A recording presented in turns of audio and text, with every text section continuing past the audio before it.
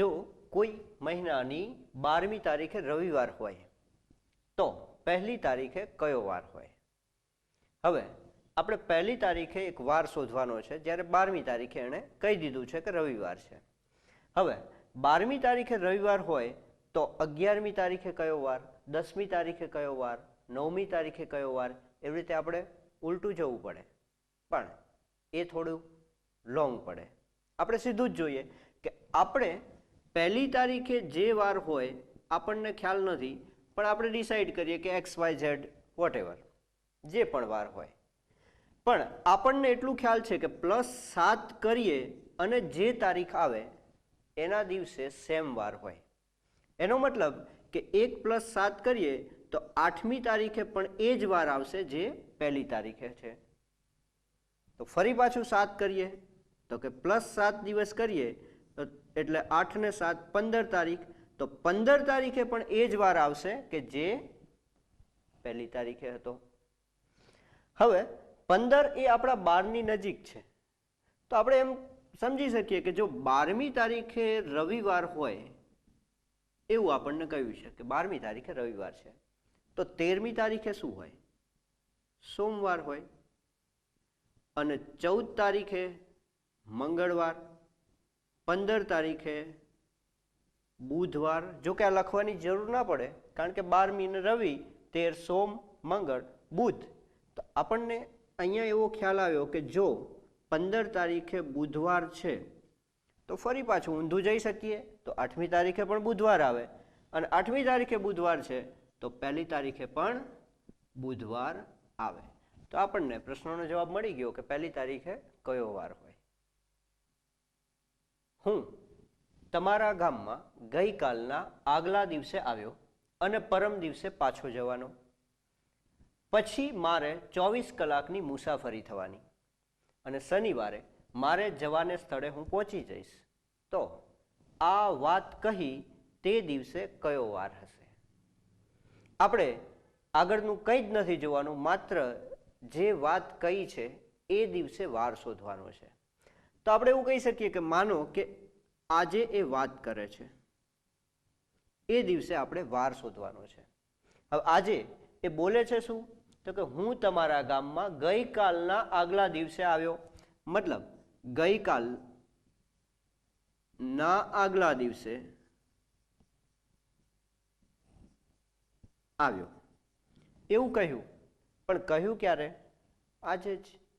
એનો મતલબ કે અહીં આપણે કોઈ દિવસ શોધવાની જરૂર છે જ નહીં કે કયો વાર હશે, કારણ કે ગઈકાલના આગલા દિવસે આવ્યો એની કોઈ જ માહિતી આપણી પાસે આવવા માટેની માગી નથી. માત્ર જે વાત કરે છે આજે એ જ દિવસ આપણે શોધવાનો છે. પરમ દિવસે પાછો જવાનો છે, તો એવું કહી શકાય કે આવતીકાલ અથવા તો કાલ, અને એના પછીનો દિવસ એટલે જ પરમ દિવસ કહેવાય.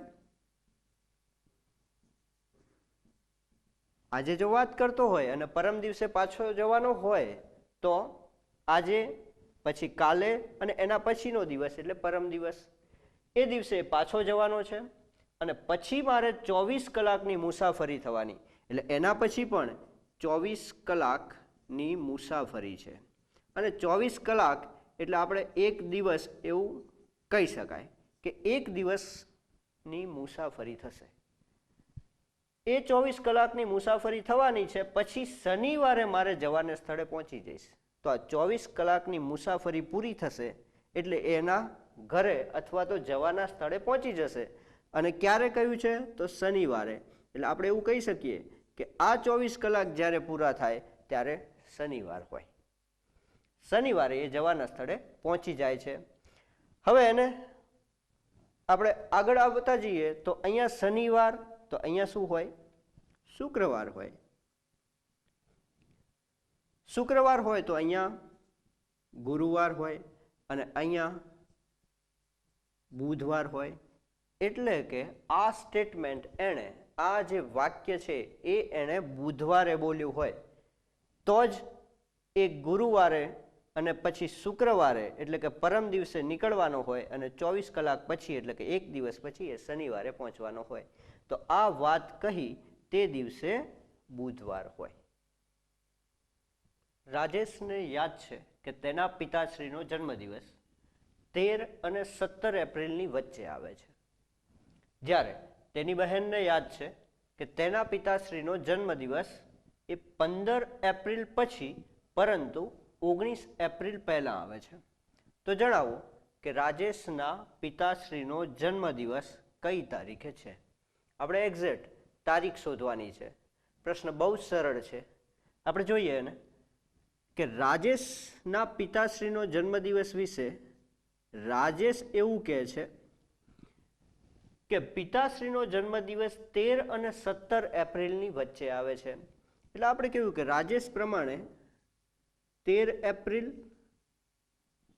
અને 17 એપ્રિલ ના વચ્ચે એના પિતાશ્રીનો જન્મદિવસ છે. હવે એની બેનને વળી એવું યાદ છે કે પિતાશ્રીનો જન્મદિવસ 15 એપ્રિલ પછી પરંતુ 19 એપ્રિલ પહેલા, અથવા તો આપણે એવું કહી શકીએ કે બેન એવું કહે છે કે 15 એપ્રિલ પછી પરંતુ 19 એપ્રિલ પહેલા, એટલે કે 15મી એપ્રિલ અને 19મી એપ્રિલ આ બંનેની વચ્ચે છે. આ બંને એવું કહે છે કે 13 એપ્રિલ નથી, 17 એપ્રિલ નથી, પણ એના વચ્ચે છે.